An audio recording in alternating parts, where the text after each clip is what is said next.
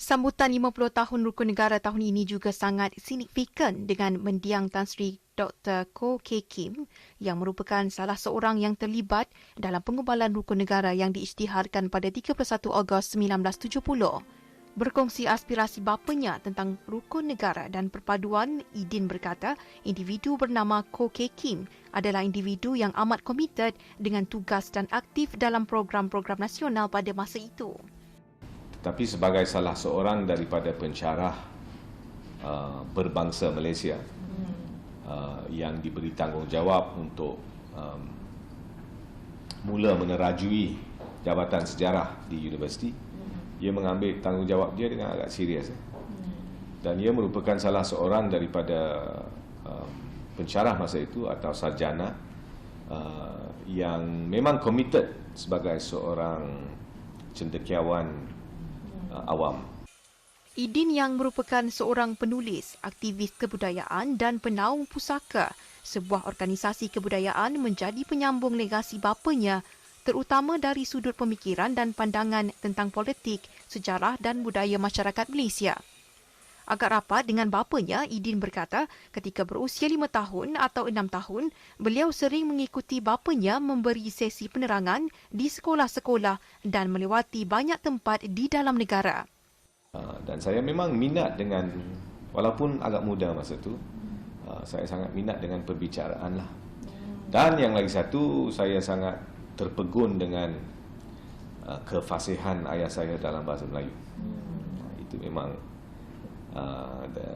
dari awal lagi saya sangat terpikat. Jelas Idin keluarganya dibentuk dengan mengutamakan adab sopan, terutama hormat kepada orang lain, bersikap terbuka dengan tidak melihat pada perbezaan kaum, agama dan kepercayaan, sebaliknya menerima kepelbagaian yang ada.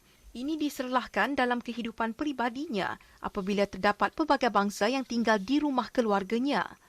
Ibu saya orang Tamil, tapi Tamil bukan dari India, dari Sri Lanka.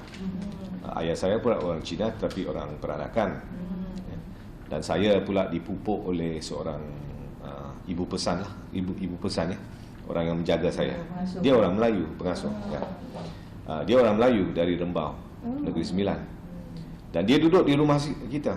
Dia membesarkan anak dia di rumah kita. Berkongsi pengalaman ketika mewawancara bapanya dalam satu program yang membincangkan tentang Rukun Negara, Idin berkata bapanya sangat terbuka dalam menerima pandangan banyak pihak. Ada banyak perbahasan tentang konsep pertama itu, kepercayaan kepada Tuhan. Ada yang mengatakan, apa kalau saya orang ateis, saya tidak dibenarkan, saya tidak dianggap sebagai orang Malaysia. Dan perdebatan yang agak hangat berlaku. Tetapi mereka memutuskan sebab kebanyakan orang ramai mempunyai agama dan mempercayai kepada Tuhan. Tetapi mereka tidak mengecualikan orang ateis. Ya, ia menjadi satu daripada amalan perbahasan. Sementara itu berkongsi mengenai Rukun Negara, Idin berkata melalui pengalaman dan pemerhatiannya selama hampir 30 tahun terlibat dalam program kebudayaan di peringkat akar umbi, Rukun Negara yang menjadi panduan setiap warga Malaysia sudah bersemarak agak lama. Semangat kenegaraan itu memang wujud, tapi semangat kebangsaan itu agak kurang. Ya. Apa membezakan kenegaraan dengan kebangsaan? Kenegaraan itu kita hanyalah warga negara kita. Kalau kebangsaan itu ia menggenggam benda-benda yang agak lebih luhur lah, ya. Seperti juga dengan prinsip-prinsip Rukun Negara ni. Beliau berkata ruang-ruang perbincangan mengenai semangat persefahaman dan toleransi dalam masyarakat harus dibuka seperti semangat pengubalan Rukun Negara dan dasar ekonomi baru yang diwujudkan ketika itu. Beliau yang banyak mengkaji kebudayaan Melayu terutama kesenian tradisi Kelantan berharap usaha perlu diteruskan untuk meneroka idea-idea baharu bagi menyuburkan semangat Rukun Negara terutama dalam kalangan generasi muda.